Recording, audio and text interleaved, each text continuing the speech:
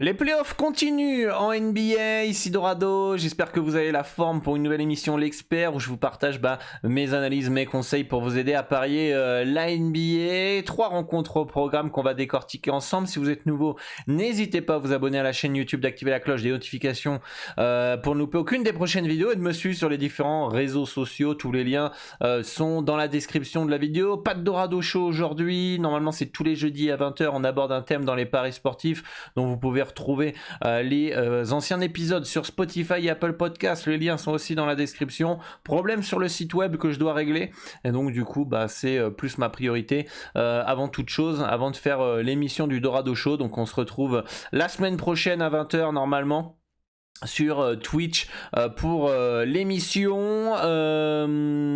Qu'est-ce que j'avais aussi à dire aussi?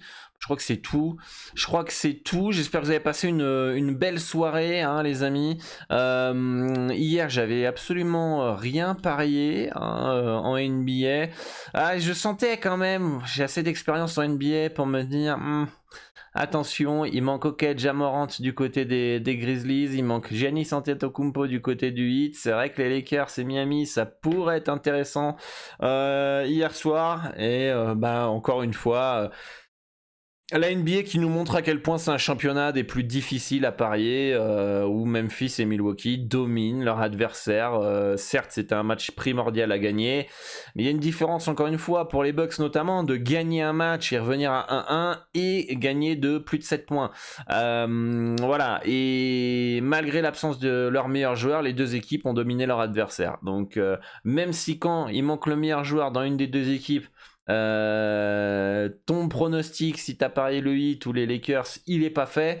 Je peux vous inviter vous pouvez imaginer à quel point ça peut être des fois casse-tête de parier la NBA. Denver qui mène 2-0, pas trop de soucis, ils s'en fait un peu peur quand même, mais victoire 122-113 face à Minnesota. 3 matchs donc au programme ce soir. N'hésitez pas à rejoindre le Discord si vous voulez échanger avec l'ensemble de la communauté et moi-même sur la carte du jour et les autres sports aussi, hein. Vous pouvez échanger sur d'autres sports. Et ce soir, on va commencer avec la première rencontre, les amis, avec les Nets de Brooklyn qui reçoit les Sixers de Philadelphie. 2-0 pour Philly, qui a dominé le match 1. Le match 2 a été beaucoup plus compliqué, même si le score final ne reflète pas la physionomie du match. Ils ont quand même eu du mal à se défaire de cette équipe des Nets. Ce soir, selon mes projections, victoire de 2 points de Philly, tout à fait logiquement qu'ils soient favoris. Ils sont quand même meilleurs, que ce soit au niveau des stats, au niveau de la saison régulière, au niveau du talent dans les deux équipes.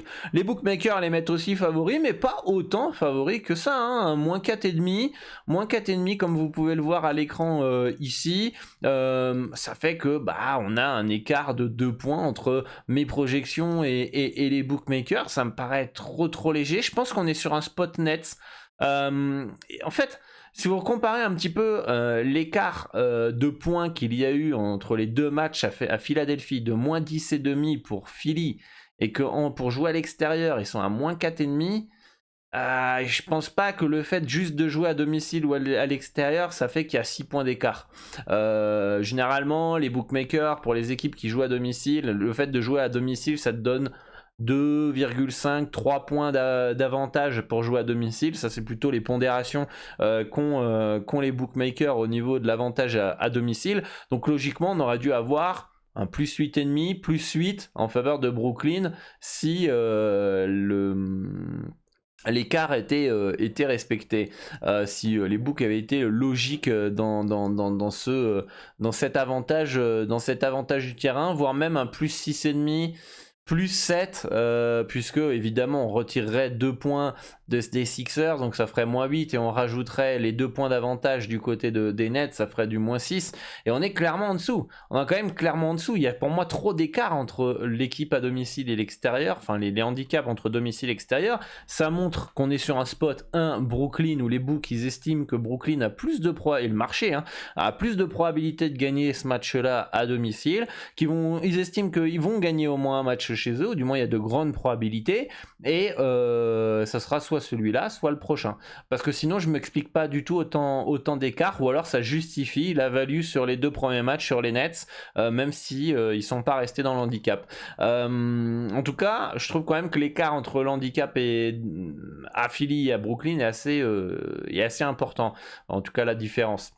Et là, ça donne pas envie de partir sur les Nets. On sait qu'ils sont capables de gagner. Ont déjà fait des grosses perfs chez eux. Ils sont capables de gagner au moins un match dans cette série. On sent quand même que les books ont pas envie de te donner une motivation de partir sur les Nets. Parce que si on m'aurait fait du plus 6,5, plus 7, moi je partais sur les Nets sans aucun problème. Donc c'est pas le cas. Donc bon, pour moi, peut-être légère value sur les Nets, mais ça me paraît trop léger. Donc no bet dans ce match-là.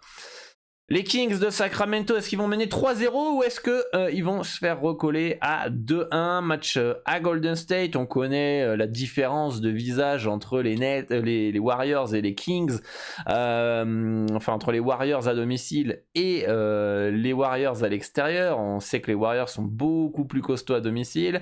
Ce soir, on n'a pas Draymond Green, Sabonis bien présent, ça c'est une info importante du côté des Kings de Sacramento. Du côté des Warriors, on a Draymond Green qui est suspendu. J'arrive plus à retrouver les Warriors, ils sont là. On a Jordan Poole incertain, Wiggins incertain, Payton incertain. Ça pour moi c'est du bluff. Pour moi les 3 vont jouer. Je serais assez surpris de voir les 3 forfaits. C'est les playoffs. En saison régulière encore on pourrait attendre. En playoff t'es mené 2-0, tu dois jouer. Donc je m'attends à ce qu'ils soient tous là, parce que sinon Sacramento plus 6 c'est intéressant, hein. S'ils sont tous pas là, c'est intéressant, mais pour moi ils vont bien être présents. Ça c'est que du bluff pour moi.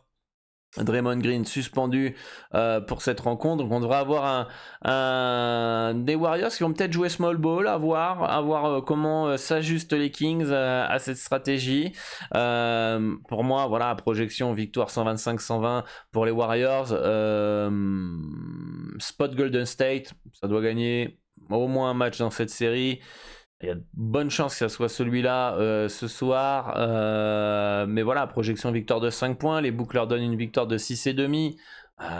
Il n'y a pas de value pour moi. Il n'y a clairement pas de value dans ce match-là. Donc, Bono bet, victoire des Warriors normalement. Je pense que tous les joueurs seront bien présents du côté de Golden State. Il va falloir un gros Curry, gros Klay Thompson. Ça va pas être simple. Je m'attends pas à une victoire facile des Warriors quand même.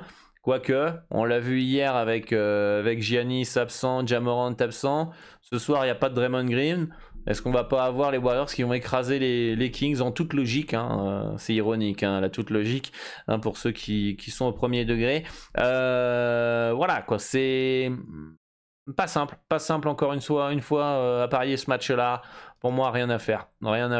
On savoure cette série en regardant de super matchs de basket. Et enfin, le dernier match, c'est les Suns de Phoenix qui se déplacent aux Clippers de Los Angeles. Première rencontre qui n'a pas été simple pour les Suns puisqu'ils l'ont perdu. La deuxième rencontre, ils l'ont gagné de 14 points, mais ça n'a pas été facile en première mi-temps ni pendant 3 quarts temps. Attention à Phoenix. Par contre, ça doit gagner un match à l'extérieur. Je pense qu'on aura 2-2 à la fin de 2 matchs à Los Angeles. Je pense que les Clippers sont capables de gagner chez eux au moins des matchs. Et les Suns, rien qu'en gagnant un match, ils récupéreront l'avantage du terrain. Donc la mission sera plus ou moins accomplie. S'ils peuvent enfoncer les Clippers, évidemment, ils n'hésiteront pas à le faire, tout comme les Clippers. KD apporte un plus, notamment sur les postes extérieurs, et notamment quand Chris Paul est moins présent. De toute façon, il est de moins en moins présent en scoring. Du coup, quand c'est un peu plus compliqué collectivement, vous filez la balle à KD, son talent fait le reste et ils arrivent à se retrouver des solutions. Va falloir un gros Westbrook encore. J'aime bien son attitude dans ses playoffs. J'aime bien son énergie, j'aime bien sa grinta. C'est le Westbrook qu'on aime, qui peut faire mal. Kawhi Leonard doit continuer comme ça, mais il va falloir plus pour les Clippers, et c'est là où on va sentir l'absence de Paul George malheureusement dans cette série. Projection courte victoire des Suns, hein, 114 à 113. Les bookmakers les donnent légers favoris, hein, avec un moins 3,5. Donc potentiellement, on peut mettre une petite piécette sur les Clippers. Mais bon, en termes de value, hein, là, si on parle de value, mais la value, elle est quand même fine. Ça se joue à 1,5 points entre mon H et celui de PS3838. Ça me paraît, ça me paraît compliqué. C'est même un point, je crois, hein. Non, 2 points. 2 points, ça me paraît quand même chaud. Faut quand même une marge d'erreur un peu plus importante. En NBA, je sais pas là où vous aurez les marges d'erreur les plus importantes, puisque c'est très bien coté. Les values sont quand même plutôt fines. Donc tous ceux qui espèrent du 10% droit en NBA, bah on vous attend dans 10 ans quand vous aurez plus de 1000 pronostics. Pour le moment, je connais absolument personne qui a plus de 2000 pronostics avec plus de 5% droit. Donc voilà, ça, faut arrêter de croire que en NBA, vous aurez un roi monstrueux. Je pense que déjà, si vous avez 2% droit sur 1000 pronostics, ça sera très bien.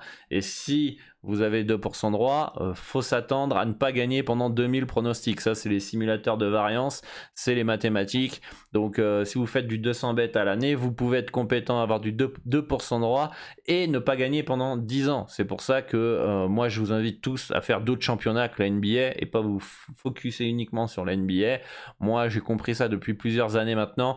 Je fais plus de 100 championnats parce que la variance peut être contre toi pendant plusieurs séries de bêtes. Je sais que c'est difficile à faire comprendre et je sais qu'il y a beaucoup de parieurs qui ne veulent pas le comprendre parce que mentalement là-haut ils sont pas prêts et voilà, tout simplement. Moi, je suis là pour éduquer les parieurs, partager mon expérience, mon savoir. Ceux qui veulent l'entendre, très bien. Ceux qui veulent pas l'entendre, bah, ils continuent dans le monde de bisounours. Et puis voilà. Et dans 10 ans, il y aura des gens qui seront frustrés. Et puis nous, on avancera dans le betting et on sera toujours à faire nos pronostics. Et vu qu'on sait à quoi s'attendre, il n'y aura pas ces frustrations-là. Voilà. Donc ça, je vous invite d'ailleurs à aller suivre le Dorado Show de la semaine dernière sur la variance, la CLV positif et le roi.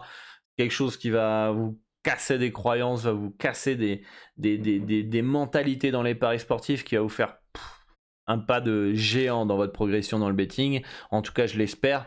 Totalement gratuit, hein. Il n'y a rien à payer, hein, les Dorado Show, hein. Donc tous ceux qui disent oui, il faut payer pour se former, non, ça c'est des excuses à 2 balles 50. Donc voilà. Si vous voulez maximiser vos profits, c'est aussi mieux d'être sur PS3838. Donc bon, si vous voulez ouvrir un compte sur PS3838, vous pouvez passer par un des brokers les plus fiables au monde, qui est Asian Connect. Le lien du formulaire est dans la description. Vous le remplissez, vous suivez le tuto vidéo que je vous ai laissé. En quelques minutes, vous avez accès aux meilleures cotes.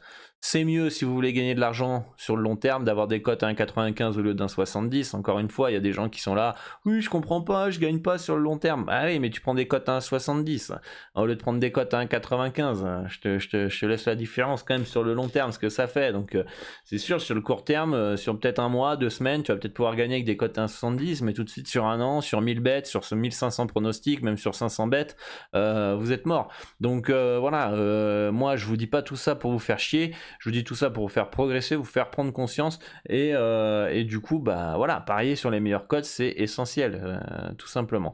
Voilà, moi je vous dis à bientôt, bonne chance pour vos pronostics. Ça sera no bet pour moi ce soir, peut-être un pronostic pour les matchs de demain. On se retrouve dans l'expert donc sur YouTube demain dans la même heure à peu près. Et moi je vous dis bonne chance pour vos pronostics. Ciao ciao les amis.